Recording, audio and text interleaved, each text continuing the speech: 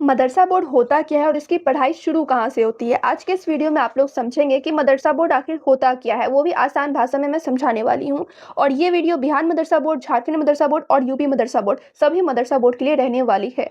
तो चलिए वीडियो को स्टार्ट करती हूँ, उससे पहले वीडियो को लाइक शेयर आप लोग कर लें। तो बात कर लेती हूँ कि मदरसा बोर्ड होता क्या है। तो हर एक स्टेट में मदरसा बोर्ड होता है और एक स्टेट बोर्ड होता है, ठीक है। जैसे बिहार बोर्ड होता है, उसी तरीके से बिहार मदरसा बोर्ड होता है। झारखंड बोर्ड होता है तो वैसे झारखंड मदरसा बोर्ड होता है। इसी तरीके से हर एक स्टेट में मदरसा बोर्ड होता ही है और इसकी जो पढ़ाई है सेम इसी तरीके से होती है जैसे सीबीएसई बोर्ड की होती है या फिर कोई स्टेट बोर्ड की होती है। क्लास 8 इसमें भी होता है, 9 भी होता है, 10th भी होता है, 11th भी होता है, 12th भी होता है, ठीक है। तो इसे अब आप लोग अच्छे तरीके से समझेंगे इसकी पढ़ाई शुरू कहाँ से होती है। बहुत लोग कन्फ्यूजन होता है कि मौलवी से क्लास स्टार्ट होता है या फोकानिया से, बहुत लोगों को लगता है वस्तानिया से। तो यहाँ पे पढ़ाई शुरू कहाँ से होती है मदरसा बोर्ड की, इस पर मैं बात कर लेती हूँ।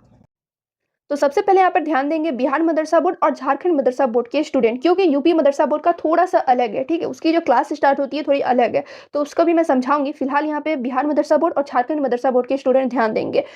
मदरसा बोर्ड की जो पढ़ाई है वो शुरू होती है वस्तानिया क्लास से, ठीक है। वस्तानिया से, जैसे 8 क्लास कहा जाता है, उसके बाद वस्तानिया सबसे पहला, ठीक है। मदरसा बोर्ड की अगर आप लोगों को पढ़ाई करनी है तो सबसे पहला कदम वस्तानिया में ही डालना होगा। पहले वस्तानिया में एडमिशन लेना होगा, उसका एग्जाम आप लोग को देना होगा, जिसे क्लास 8 कहा जाता है। वस्तानिया करने के 2 साल बाद आप लोग को फोकानिया का एग्जाम देना होगा, जिसे क्लास 10th कहा जाता है, मैट्रिक जिसे कहा जाता है।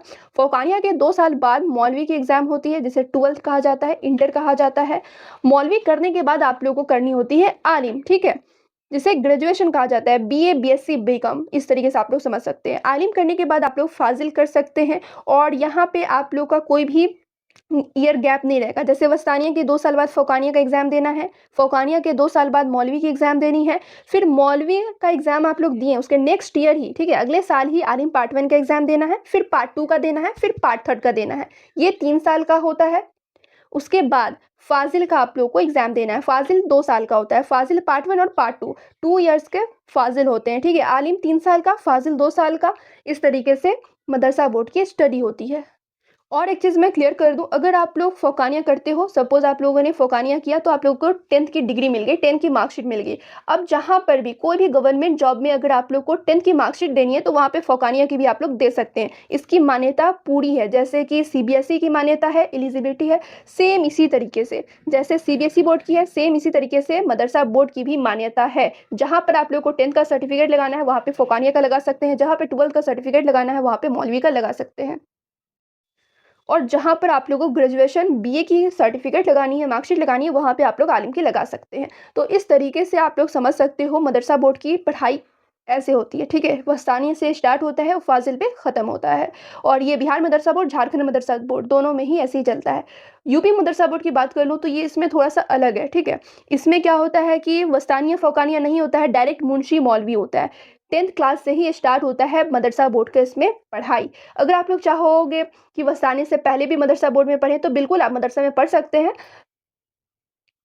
और क्लास करना चाहो तो क्लास भी आप लोग कर सकते हो। लेकिन यहाँ पे जो आप लोगों ने देखा वस्तानिया, फोकानिया, मौलवी, तो जो स्टूडेंट क्लास नहीं भी करना चाहे तो वैसे स्टूडेंट भी यहाँ पर कर सकते हैं, इसलिए यहाँ पर कोई भी परेशानी की बात नहीं है। अब बात कर लूँ यूपी मदरसा बोर्ड की, तो इसमें वस्तानिया फ़ौकानिया नहीं होता है, डायरेक्ट मुंशी और मौलवी होता है, जिसे सेकेंडरी एजुकेशन कहा जाता है, ठीक है। और आलिम को सीनियर सेकेंडरी कहा जाता है। मुंशी मौलवी को सेकेंडरी अरबिक और सेकेंडरी पर्सियन कहा जाता है, और आलिम को सीनियर सेकेंडरी कहा जाता है। मुंशी मौलवी यानी कि 10th क्लास, आलिम 12th क्लास, और इसकी भी मान्यता है।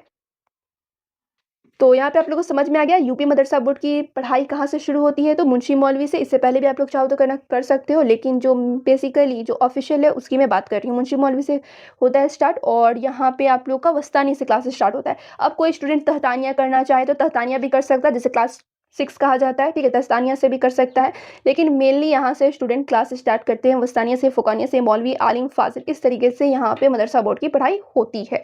अगर कोई स्टूडेंट चाहेगा डायरेक्ट फ़ौकानिया करना तो नहीं कर सकते हैं, पहले वस्तानिया करना होगा तभी आप लोग फ़ौकानिया कर सकते हैं। तो इसके लिए ये शर्त है, ठीक है। और भी कोई इन्फॉर्मेशन आप लोग को चाहिए होगा इसके रिगार्डिंग तो आप लोग कमेंट करके मुझसे पूछ सकते हैं। तो चलिए फिर मिलती हूँ दूसरे वीडियो में।